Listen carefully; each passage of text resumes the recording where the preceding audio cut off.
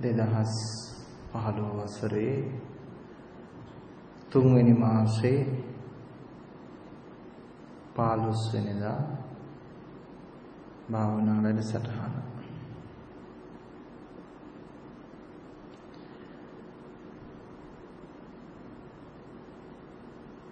දැනුමට ගත හැකි වත් දැනුම කුමක්දයි දැනුවත් විය නොහැකි.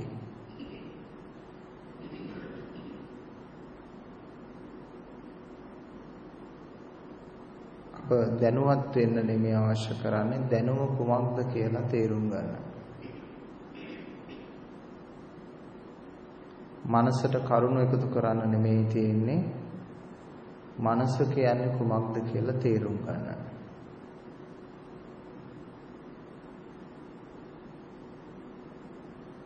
ඇසට එකතු කරන්න නෙමෙයි තියෙන්නේ ඇස කියන්නේ කුමක්ද කියලා තේරුම් ගන්න. කනට එකතු කරන්න නෙමෙයි තියෙන්නේ කන කියන්නේ කුමක්ද කියලා තේරුම් ගන්න.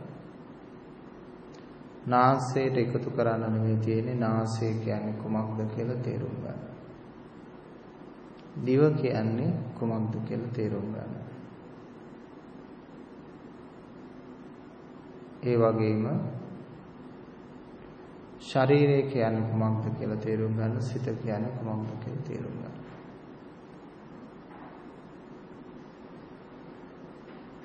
අධ්‍යාත්මික බාහිර සියලුම දේවල් වලට සැකසීලා ගොනු වෙලා හැදෙන දේවල් වලට කියනවා සංස්කාර ධර්ම. එහෙම නැත්නම් සකස් වෙලා හැදෙන ධර්ම. සකස් වෙලා හැදෙන ධර්මයක් එකකින් එකකට උපකාරක සහිතව පවතින. එකකින් තව එකක් හැදෙන්න උපකාරකයි. එහෙම නැතුව සංස්කාරයක ධර්මයක් පවතින්නේ නැහැ.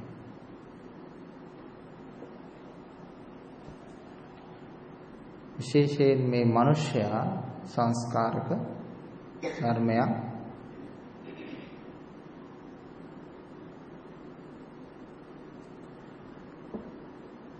සංස්කාරක ස්වභාවයන් වල 100,000 කෝටි ගානක එකමුතුක තමයි මනුස්ස ජීවිතය කියන පැවැත්ම තියෙන්නේ. ඉතින් මේ සියලුම සංස්කාරකයන්ට ලබා දුන්නු සහතිකයේ මොකද්ද බුදුහාමුදුරුවෝ? ඔයගොල්ලෝ දන්නවා. මොකද්ද දුන්නු සහතිකය? සම්බේ සංඛාරා අනිච්ච. මොන දුන්න සහතිකය. ඉතින් අපි වෙන වෙනම පටලව ගන්න යන්න උත්සාහ කරන්න ඕනේ. ගාථා සූත්‍ර පද සප්ත විසුද්ධි හිමි කී පටලව ගන්න යන්න එපා. ඒවා එක් එක් තැන්වලදී එක් එක් පුජ්‍යලයන්ට එක් එක් ආකාරයට උපකාරක වෙන්න එක් එක් අවස්ථාවන් වලදී ඔවුන්ගේ චරිතානුරූපීව සහ ඔවුන්ගේ තියෙන වටපිටාවට අනුකූලව අනුරූපීව දේශනා කරපු දේශනා.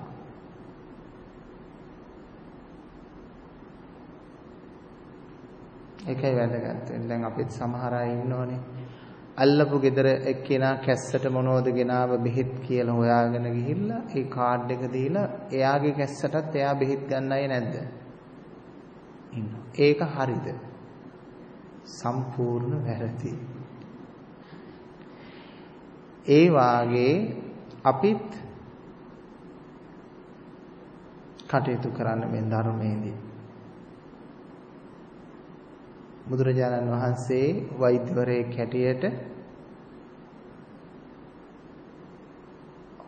චරිතානුරූපව අවස්ථානුකූලව ඒ පුජ්‍යලයාගේ මනස පරීක්ෂා මනාව පරීක්ෂා කරලා ඒ පුජ්‍යලයාට ඒ අවස්ථාවේදී දුන්නු බෙහෙත අපි නොයෙකුත් අවස්ථාවන් වලදී අන්ධානුකරණයෙන් ලබා ගන්න උත්සාහ කරනවා. එවිට ඒකෙන් ලැබෙනවා අසාර්ථක ප්‍රතිඵල. නිසා එසේ කටයුතු කරන්න කල්පනා කරන්න එපා.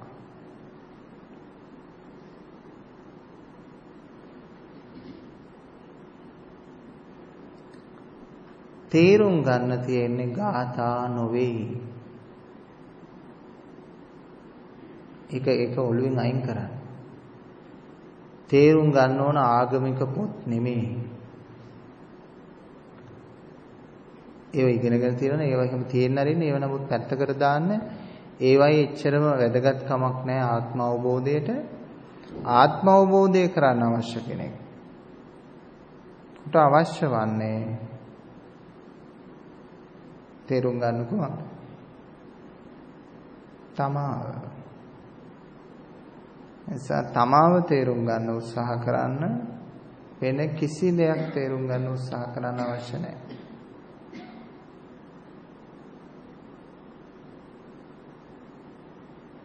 වෙන කිසි දෙයක් තේරුම් ගන්න උත්සාහ කරන්නේ තමාව තේරුම් ගන්න උත්සාහ කරන්න.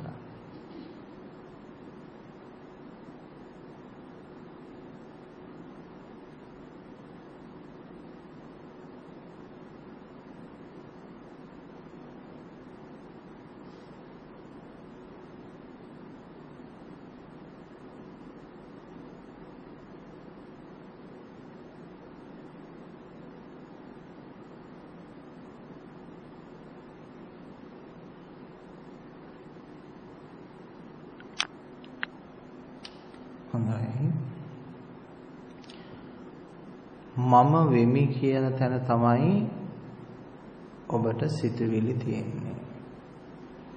මම වෙමි කියන තැන තමයි රූප තියෙන්නේ, ශබ්ද තියෙන්නේ, ගන්ධ තියෙන්නේ, රස තියෙන්නේ.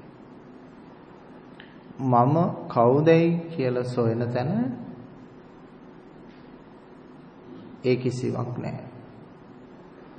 මම වෙමි කියන අවස්ථාවෙන් පසුව බැස ගැනීමක් කරනවා ඉන්ද්‍රයන් වලට. මම වෙමි, එහෙමනම් මම ඉන්ද්‍රයන් මගේ ආත්මය.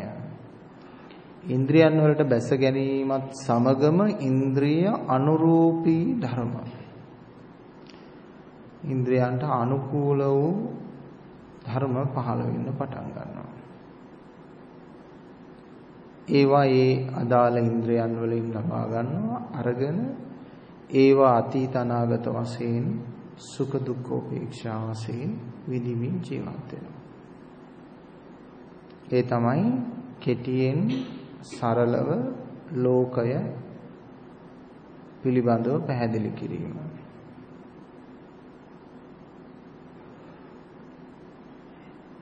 එබැවින් අප කිසි කෙනෙකුට කවමදාකවත් මම වෙමි කියන පදනමේ ඉඳගෙන නිවන සොයා ගන්නට පුළුවන් කමක් නැහැ. ඒ නිසා මම නොවෙමි කියන පදනමට පැමිණිය යුතුයි. මම නොවේ නම් කවරෙක්ද? ඒකට නම් අපි ලබා දෙනවා එක් එක් ආකාරයක ස්වභාවික තත්වයක්, ස්වභාව ධර්මය ආදී වශයෙන් ඒ කිසිවක් ගැළපීමක් නැහැ. මම නොවේ නම් ආයතන කෙනෙක් නිර්මාණය කරන්න බෑ. වාචිකව කෙනෙක් නිර්මාණය කරන්න බෑ. මම නොවේ නම් මම නොවේම තමයි. මම නොවේ නම් කවරෙක්ද? එය කවරෙකු හෝ වශයෙන් නම් කළ නොහැකියි. නම් නොකළ යුතුය. මම නොවේ නම් වෙනාන් කවරෙක්ද? ඒ කවරෙකුත් නොවේ. කිසිම ආකාරයකින් නම් නොකළ යුතුය. එතෙන්ට පිවිස කටයුතු කරන කෙනාට මේ ලෝකය පිළිබඳව සත්‍ය පේනවා. ඇත්ත පේනවා.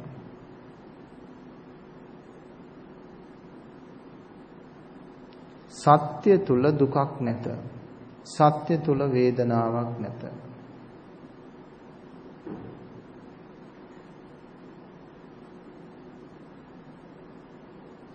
සත්‍ය හැම කල්හිම හැම දිනාටම සාධාරණව පවතිනවා.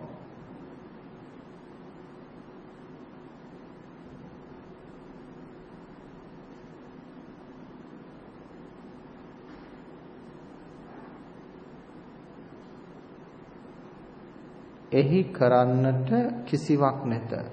හේතුව මම නොවේ. මම වෙමි කියන පදනමට ආව විට කරන්නට බොහෝ දෑත. මම නොවෙමි කියන පදනමට පැමිණියාම වෙනාන් කවරෙකුත් නොවන තත්ත්වයට පත් වුණාට පස්සේ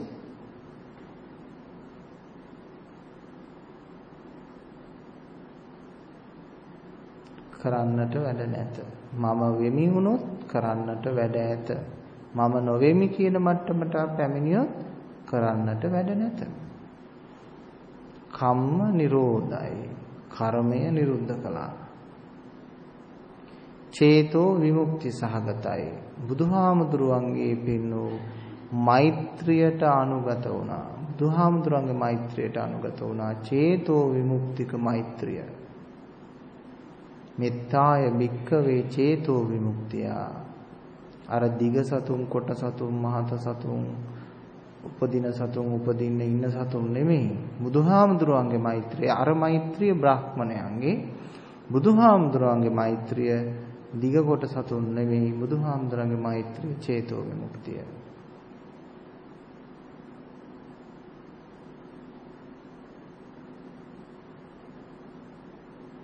ඒ චේතෝ විමුක්තික මෛත්‍රියෙන් සිටින විට තමා තුලින් ගලා යන ඒ සැනසිලිදායක නිර්වාණ ගුණය තමන් සෝපත් කරනවා. ඒ සැනසිලිදායක ගුණය තුලින් ගලාගෙන යන ඒ නිර්වාණ ගුණය, ආර්ය ගුණය ලෝකේ සෝපත් කරනවා. ඔය දිග කොට මහත උපදින නූපදින හැම කෙනෙකුටම මේක සහනයක්.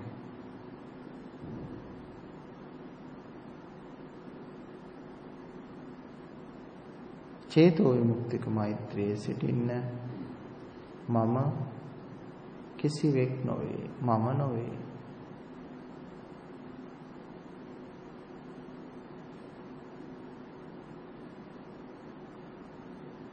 වැඩ නැහැ. මම නොවෙමි නම් වැඩ නැහැ. මම සිටියොත් වැඩ ඇත.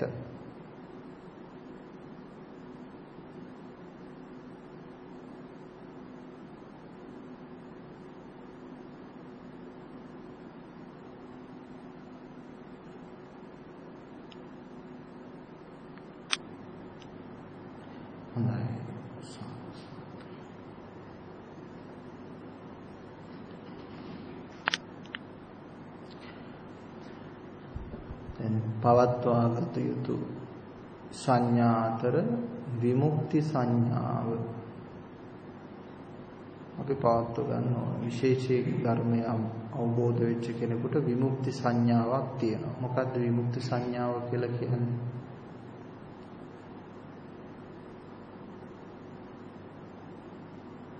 යාට තමන් සිත දිහා බැලුවාම චේතනා හැදෙන ස්වභාවය නැහැ. විමුක්ති සංඥාව. ඇලීම් ගැටීම් නැහැ. විමුක්ති සංඥාව. කිසිදු දෙයක තමන්ගේ මනස එළබගෙන නැහැ. විමුක්ති සංඥාව. ඒ සංඥාව තිබුණට කමක් නැහැ.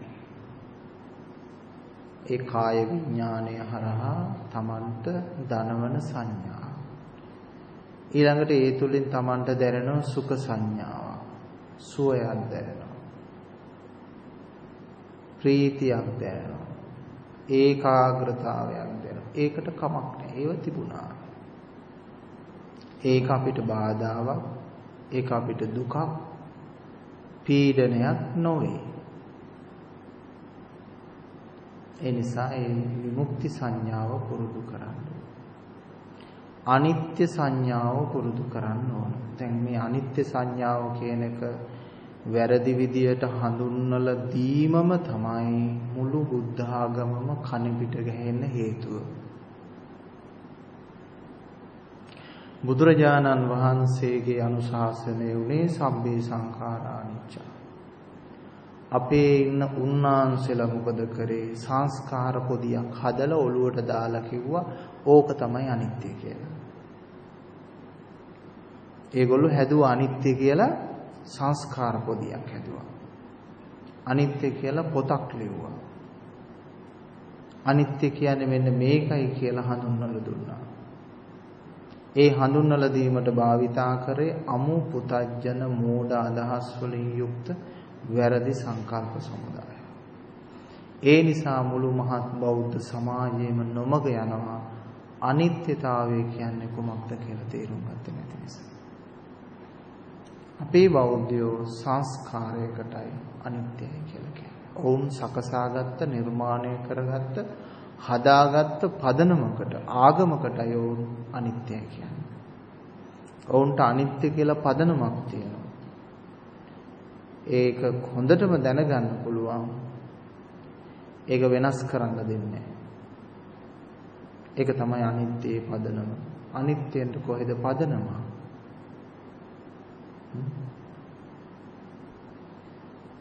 ඒ නිසා කිසිදු සංස්කාරකයක් ග්‍රහණය කොට එයට යම් කිසි කෙනෙක් ආරූඪ කරනවා නම් මේක තමයි අනිත්‍ය කියලා ඒක වැරදි. කිසිම සංස්කාරයක් ගොනු කරලා මේක තමයි අනිත්‍ය කියලා පෙන්වන්න බෑ. ඉතින් මේ වචන කීපේ පමණක් ඇති ලෝකේ අවදි වෙන්න. තේරුම් ගන්න. අපිට වැරදිලා අපි නොමග ගියා. නොමග ගිහිල්ලා අන්ධ භක්තිකව කෑ ගහන කෑමුර දෙන දේවල් වලට අපි ඇහුම්කන් දෙනවා. ඒ ඇහුම්කන් දීම තුලින් අපිට සිදු වෙලා තියෙන අන්ධෙක් අන්ධෙක්ගෙන් පාර අහගෙන යන වැඩපිළිවෙල. මම්මුලා වූ කෙනෙක්ගෙන් මම්මුලා වූ කෙනෙක්ව පාර අහනවා. එවැනි තත්වයක් ලෝකේ තියෙද්දි අපි නතුන් භාග්‍යවන්තයි.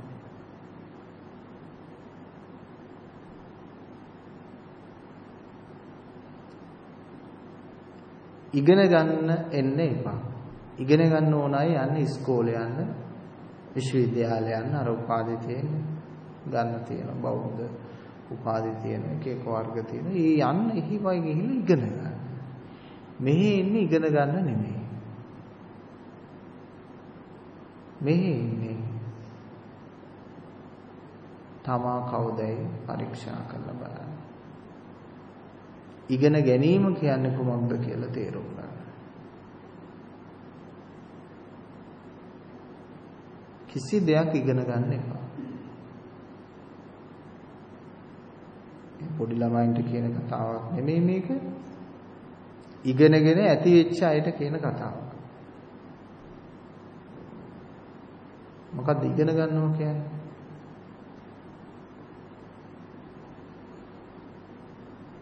මේක භෞතික දේවල් ඉගෙන ගැනීමේ ප්‍රශ්නයක් නෙමෙයි මෙතන තියෙන්නේ. මෙතන තියෙන්නේ මේ ආධ්‍යාත්මික නිවන සොයා යන කෙනෙකුට තියෙන ප්‍රශ්නයක් ගැන මේ කතා කරන්නේ. ඉගෙන ගන්න තැන ඔබට නිවන කියන එක නම් හසු කරගන්න බෑ.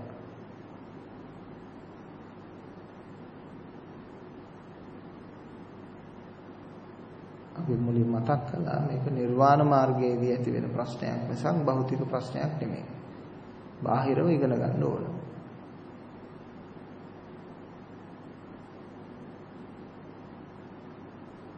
ඉගෙන ගන්නවා කියන්නේ උකහා ගන්නවා. උපාදානය කර ගන්නවා.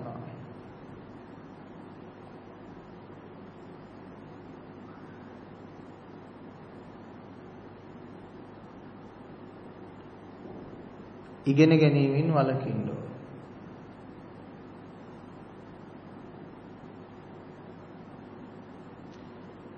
අහන එකෙන් දකින්න එකෙන් වළකින්න ඕන. සිතන එකෙන් වළකින්න ඕන. මෙහෙයවන එකෙන් වළකින්න ඕන. බලාපොරොත්තු වලින් වළකින්න ඕන. මුකුත් බලාපොරොත්තු නැතුව ඉන්න ඕන එකෙන් වළකින්න ඕන.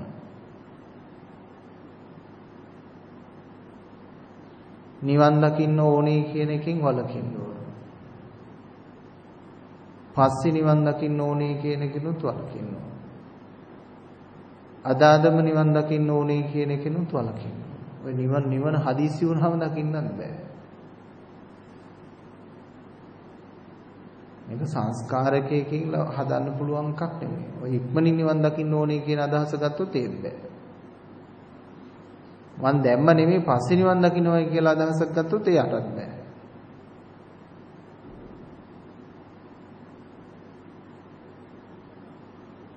එහෙනම් ඔය අවබෝධ වෙන වෙලාවක අවබෝධ වෙද්දෙන් කියලා ඉන්න කෙනෙකුටත් බෑ. එහෙම කෙනෙකුටත් නිවන් දකින්න බෑ. කොහොම කෙනෙකුටද නිවන් දකින්න පුළුවන්? කිසිවෙක් නොවෙන්න කිසිවක් නොපතන්න උත්සාහ කරන කෙනෙකුට.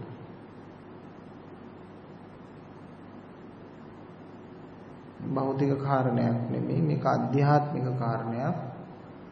නිවන කියලා කිසිවක් පතන කෙනෙකුට නිවන අවබෝධ වෙන්නේ නැහැ. භෞතික දේවල් වල ප්‍රාර්ථනා කරගන්න.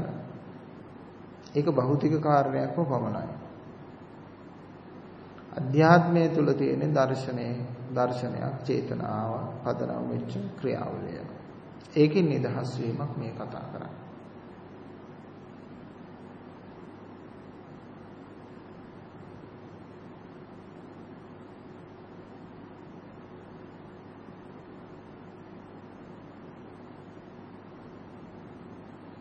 තමාගේ අධ්‍යාත්මික සිතට පිවිසෙන්න ඕන. ගැඹුරු සිත.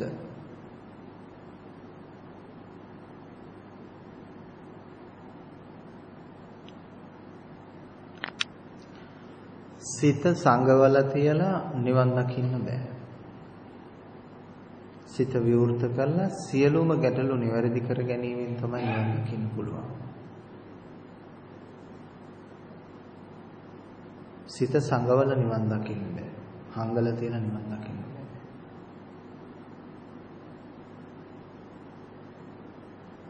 හෘද සාක්ෂිය තුළ නිවැරදි වීමක් තියෙන්න ඕන.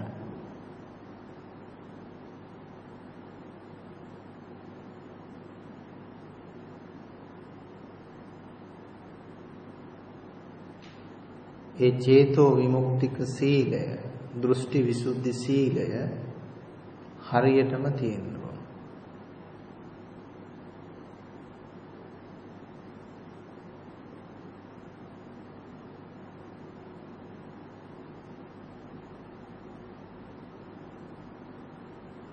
හිතේ පිරිසුදුකම මුල් කරගත්ත, හිතේ සංවරය මුල් කරගත්ත ධර්මයක්.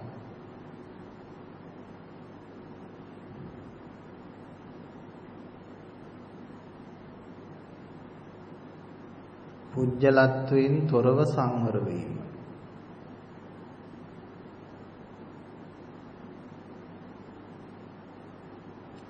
ශරීරයක් නැත්තෙකුසේන් වාසය කළ යුතුය. ඉන්ද්‍රියන් නැත්තෙකුසේන් වාසය කළ යුතුය.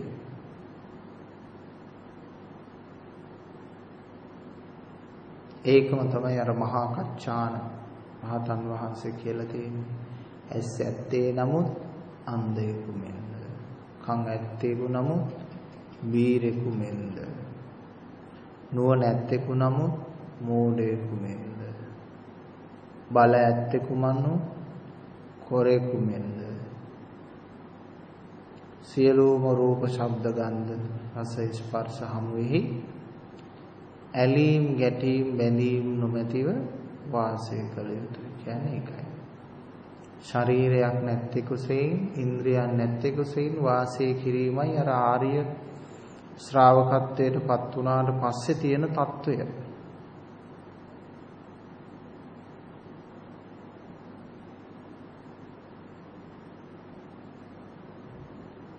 යා ඉන්ද්‍රියන් තියෙන කෙනෙක් හැටියට, යා බුද්ධිමත් කෙනෙක් හැටියට, යා නුවණැත්තෙක් කෙනෙක් හැටියට, හොඳ කෙනෙක් නරක කෙනෙක් මධ්‍යස්ථ කෙනෙක් ජාතික වාර්ගික කුල ආගමික වශයෙන් පෙනී හිටින්නේ නැහැ.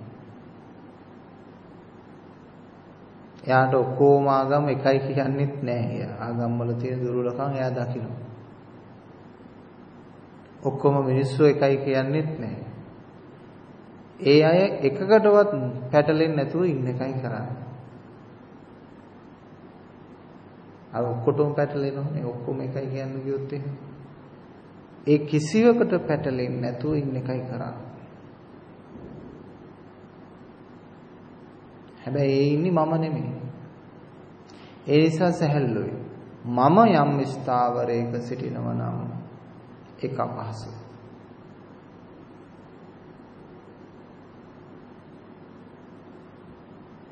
මම නොවේමි. ඒ සංඥාවටපත් වුණාට පස්සේ ඒකට කියන නිරෝධ සංඥා. ඒ නිරෝධ සංඥාව, ඒ අනිත්‍ය සංඥාව වඩන්න. ඒ චේතෝ විමුක්තික අවස්ථාව වඩන්න. ආසේවිතා භාවිතා බහුලීකතා. ආශ්‍රය කරන්න, භාවිතා කරන්න, බහුලව වඩන්න.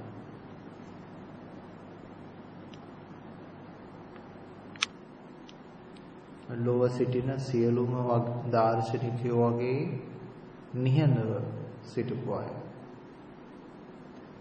ඒගොල්ලෝ පැත්තකට වෙලා පාඩුවේ සිටියා.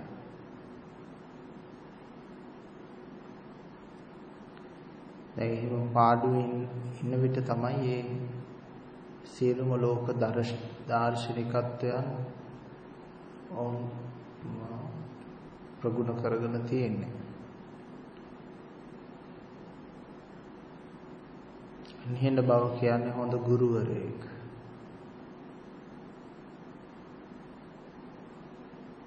නිහඬ බව කියන්නේ හොඳ දේශනාවක්. එයට අහුම්කම් දෙන්න පුරුදු වෙන්න.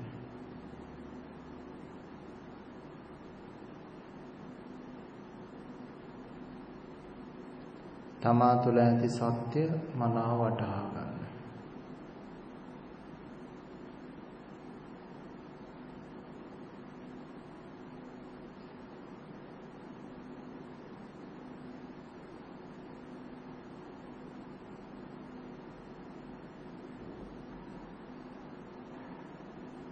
මේ සියලු සංස්කාරකයන් තුළ තියෙන නිස්සාරත්වය, සියලුම පංච උපාදානස්කන්ධයේ තියෙන නිස්සාරත්වය බලමින් වාසය කරා. නිස්සාරත්වය කිව්වහම ඒක හරි වටින වචනයක්. සාරය කියන්නේ යමක තියෙන සාරය කියලා කියන්නේ කොහොමද? අපි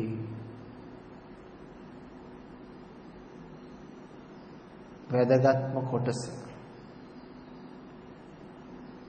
හැටියට සරු කොටස නිස්සාර. දැන් අපි හොඳ වේවා නරක වේවා මධ්‍යස්ථ වේවා කොයි ආකාරයකින් හරි සාරයක් ගත්තාම එතන නිස්සාර නැහැ.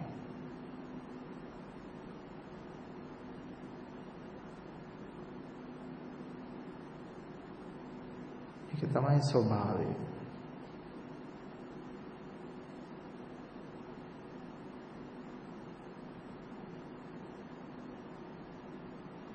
නරක දෙහි සාරය තියෙනවා, හොඳ දෙහි සාරය තියෙනවා, නිස්සාර වෙනවා. එයා මේක සරුයි කියලා ගන්න.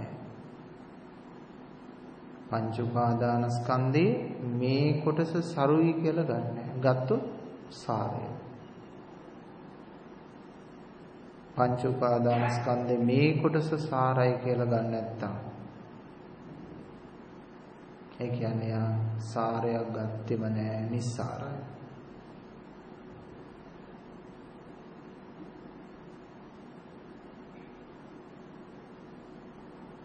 දැන් අපි නිස්සාරයි කියලා ගන්නෙ මොකන්ද? සාරයක් ගන්නවා. ඒ කියන්නේ අපි ඉන්ද්‍රයන්ට සාපේක්ෂිතව නිස්සාරත්වය කියලා යම් සාරයක් හදාගෙන තියෙනවා.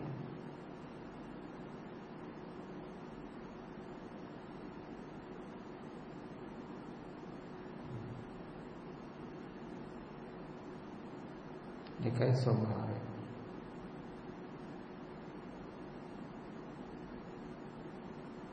ඒ සාරය නිස්සාරය මතක් කරගෙන නිස්සාරය ඔළුවේ තියාගෙන මේව නිස්සාරය කියලා සාරයක් අරගෙන ජීවත් වුණොත් එහෙම සම්පූර්ණ බුද්ධ ආගම ඍණාත්මකයි. විද්‍යාත්මකයි තත්තාකාරයයි සාරය ගන්නෙ නැත්තම් සාරය අත්හරිනවා.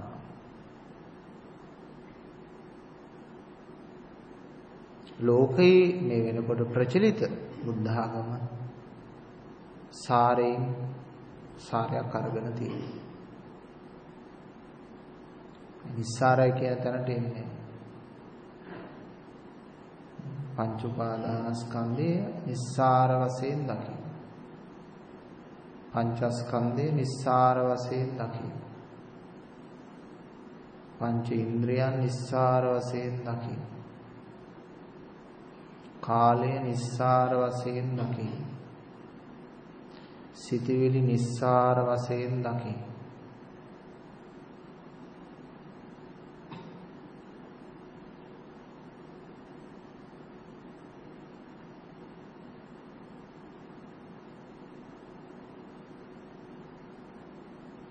සරු මොනවද? සරු දෙයක් එයා ඔළුවේ තබාගෙන නැහැ. තියෙන්නේ එයා තුල සරු දෙයක් ගන්නෙ නැති ස්වභාවය. ඒ කියන්නේ එයා නිස්සාරත්වයේ ගන්න කෙනෙක්. නිස්සාරත්වය තුල නිස්සාරත්වය නැත.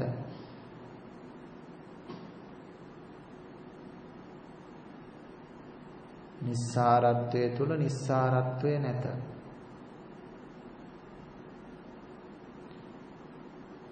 අන්නේ කොටස තමයි තාම වැදගත් කොටස.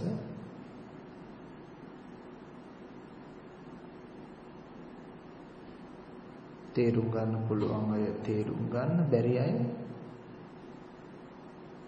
පැත්තකට දාලා නිකන් ඉන්නේ. ඒක තමයි හොඳම ක්‍රමවේදය. මොකද මේ ලෝකයේ සියලුම ජීවීන් සනසිරිදායක තත්වයකට පත් කරන්න හෝ නිවන් දක්වන්න හෝ පුළුවන් කමකුත් නැහැ, අවශ්‍යත් නැහැ. අවශ්‍ය කෙනෙක් පමණක් ඉන්නවා නම් ඒක තේරුම් අරගෙන ඒ තත්වයට පත් වෙන්න පුළුවන්.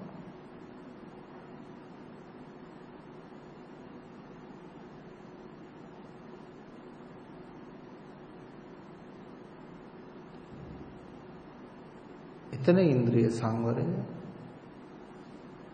තියෙනවා. ඉන්ද්‍රිය සංවරය වුණාට පස්සේ ආයි මොකක්වත් කරන්න උවමනාවක් නැහැ.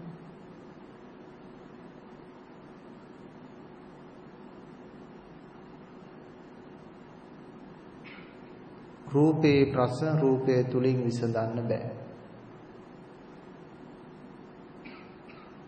ඉන්ද්‍රිය සාපේක්ෂිත ප්‍රශ්න ඉන්ද්‍රිය සාපේක්ෂිත ක්‍රමවේදයකට විසඳන්න බෑ. ඒකයි බුදුහාමුදුරු සොයාගත්ත මේ පටිසෝතගාමී ප්‍රතිපදාවේ තියෙන ප්‍රධානම ලක්ෂණය.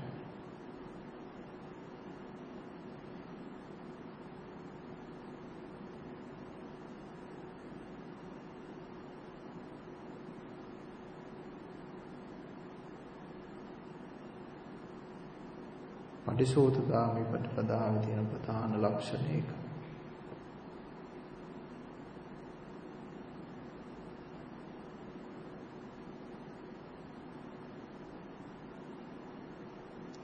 තමන් මොනතරම් ඇලී ගැලී සිටිනවද කියනවා නම් බුදුහාමුදුරු උපමා කරන්නේ මේ පුජ්‍යලයා මමත්වයට කොහොල්ල ගුලිය ඇලුණු නිලවැස්ස වගේ කියනවා.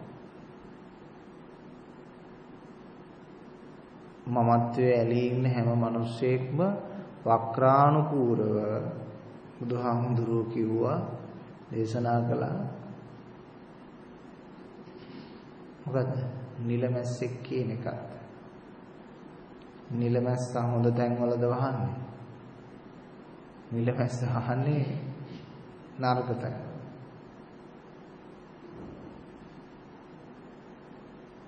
මේ කොහොල්ල ගුලිය ඇලිච්ච නිලමැස්ස වගේ කියනවා.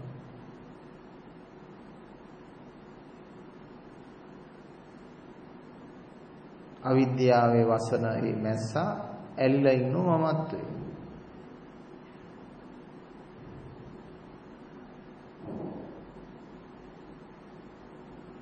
ගැලවෙන්න හැදුවට ගැලවෙන්න බෑ.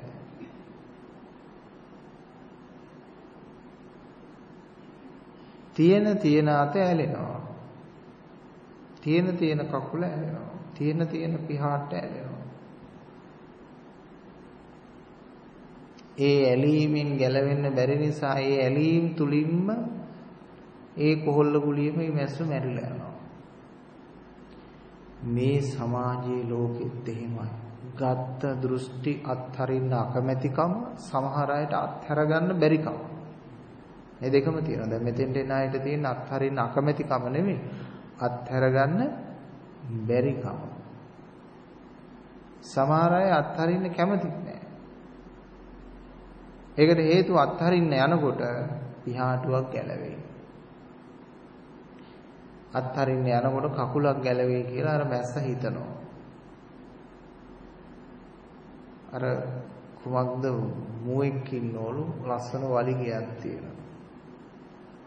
ওই වලිගෙට ඊටාම මේ කැමතිලු ඒ සතා.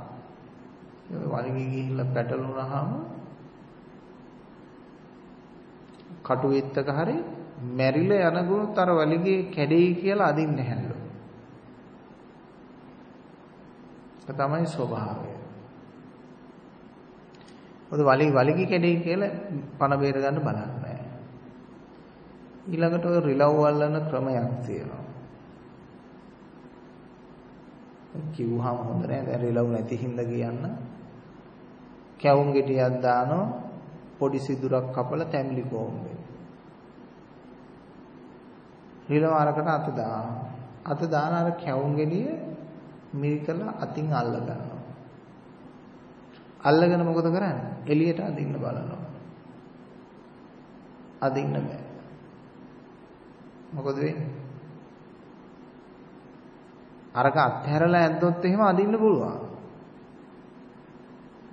නමුත් අරක අත්හැරලා අදින්න කල්පනා කරන්නේ නෑ. මේක අල්ලගෙනම තමයි මම යන්න ඕන. ඒ සාත එළියට ගන්න බෑ. ඉතින් අර රිලව් සත්තු මරණේ වැද්ද ඇවිල්ලා සතාට ගහලා මරා ගන්නවා.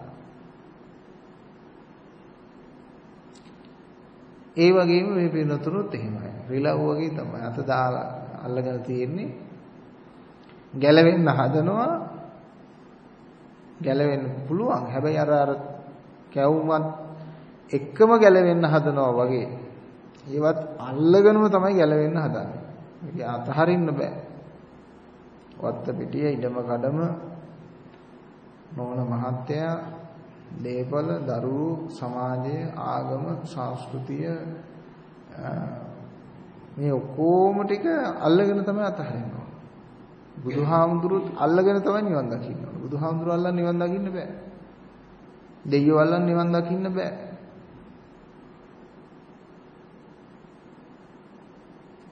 ඒසා යම් මොහතකදී තමන්ගේ අර තෘෂ්ණාව, රස තෘෂ්ණාවෙන්, ඉන්ද්‍රිය තෘෂ්ණාවෙන් අර අල්ලගත්ත ඒ කැවිල්ල අතහැරියෝ. එයාගේ අත යාට අරගෙන මුදවගෙන ජීවිතේ බේර ගන්න පුළුවන්. ඒ වගේම මේ ඇත්තොත් මේ සංසාර බන්ධණයෙන් අල්ලගෙන ඉන්නෝ මේක අත්හැරියොත් පුළුවන්. අත්හැරියොත් ගැලවිලා යන්න පුළුවන්. නැත්නම් සසර දුගතිය කියන එක ලැබෙනවා. තණ්හාය ජායති සෝකෝ. තණ්හාය ජායති බය. කේමතෝ ජායති සෝකෝ. කේමතෝ ජායති බය.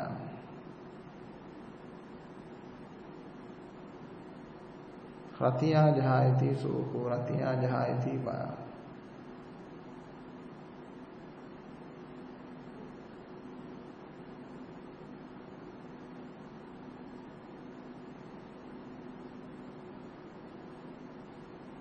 මේකට ප්‍රඥාව තියෙන්න ඕන. ගැඹුරු ඥානයක් තියෙන. දැන් සමහර අයට මේ වචන තේරුම් ගන්න බෑ. වචන තේරුම් ගන්න බැරි කෙනෙකුට කොහොමද අර්ථ තේරුම් ගන්නෙ? ඒ අර්ථ තේරුම් ගන්න පුළුවන් කමක් නැහැ. ඒ අර්ථත් තේරුම් අරගෙන ඒ අර්ථ තුලින් ඔබට කල්පනා කරන්න පුළුවන් වචන අත්හැරලා ලෝකේ දකින්න පුළුවන් මට්ටමට තමන්ගේ ඥානය ගොඩනගනවා කියලා කියන්නේ විශිෂ්ටයක්.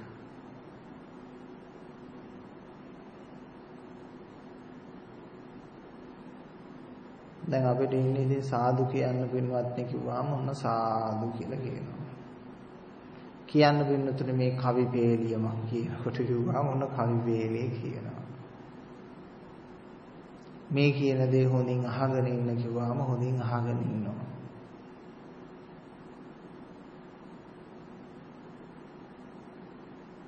එච්චරයි.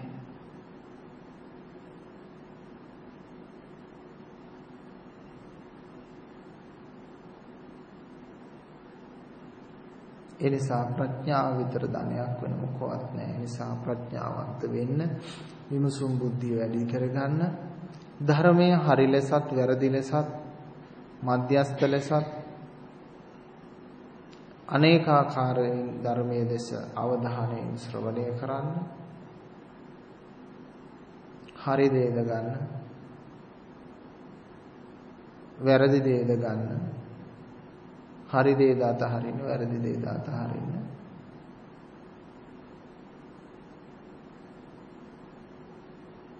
ක්‍රියාව ඉක්මවා වාසය කරන තත්වයටපත් වෙන. ඒ වාසය කිරීමක් එහි නැහැ. සිටීමක්, ඒමක්, යෑමක්, පැවැත්මක්, උපතක්, මරණයක් නැති අවස්ථාවටපත් වන.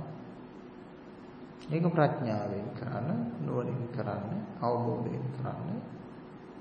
ඒ ආත්ම අවබෝධයෙන් ජීවිත වෙනස ඇති කරගන්න. පඤ්ඤාවන්තස්ස අයං ධම්මෝ. හැමදෙනාටම තෙරුවන් සරණයි.